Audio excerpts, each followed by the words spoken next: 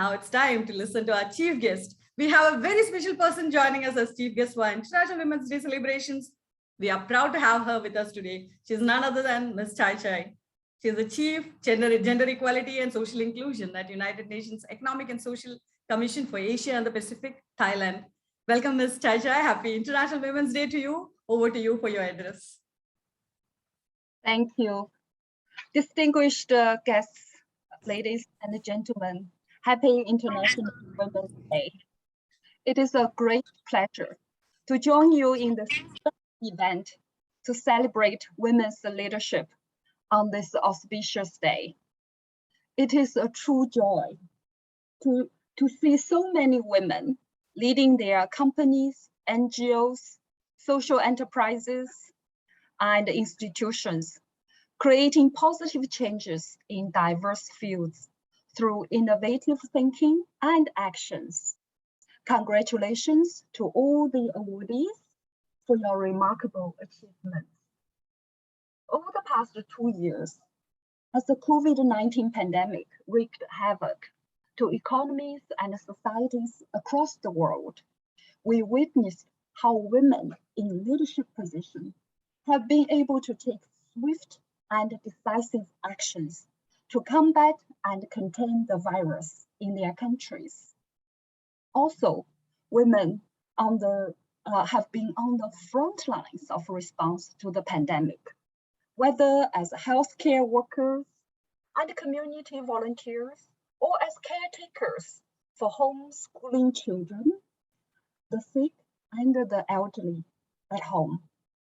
Women have also formed communities and established informal support structures in many countries in response to the increase in domestic violence. The strength and resilience exhibited by women across the board must be progressively translated into leadership capital. While women and girls are making remarkable contributions towards building a more sustainable future, numerous barriers remain. COVID-19 has increased women's vulnerability to economic shocks, amplifying the livelihood crisis and pushing more women into informal and underpaid work. Furthermore, the pandemic has put an enormous strain on women and girls and exacerbating the care crisis. Climate crisis has also erased many hard-fought gains made towards gender equality. Many communities in the world are already contending with rising sea levels, extreme weather events, and food and water scarcities. The consequences of climate change and environmental degradation are severe and unevenly distributed, with those who are least responsible most often bearing the greatest burden. Pre-existing gender-based discrimination has limited women and girls' capacity to adapt and recover from climate-related shocks and long-term environmental changes. In the context of disasters, women face higher rates of mortality, morbidity, and livelihood loss. The disproportionate impact of climate change is felt most acutely by women in rural areas. As the ones at the center of managing resources for their families, rural women often depend on natural resources for food, shelter, water, and fuel. Ecosystem degradation is disrupting their capacity to sustain their families and communities, as many of these tasks now require longer hours and more physically demanding labor.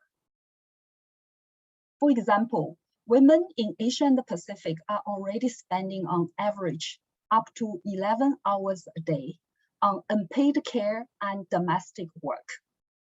Without redistributing these responsibilities, their workload will become insurmountable. Despite these challenges, despite the discrimination women and girls face, they should not be viewed as victims without agency.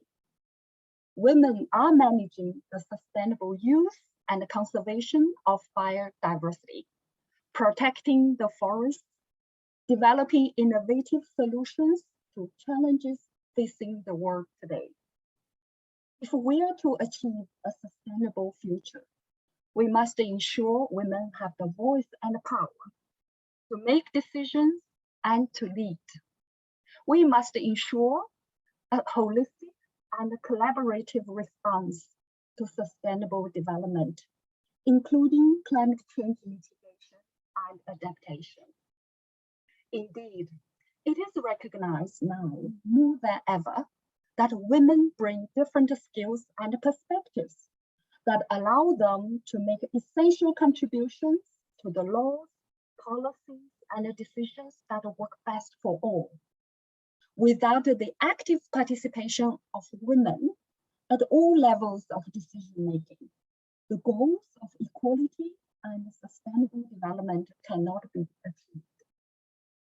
Without gender equality today, a sustainable future remains beyond our reach. This is the main message of the International Women's Day of 2022. Let us strive for equality toward building a more equitable, sustainable, and climate resilient world. I thank you. Thank you so much, Ms. Chachai, for those inspiring words and for always being a great support to us. Looking forward to working more together with you. Thank you so much for joining us today.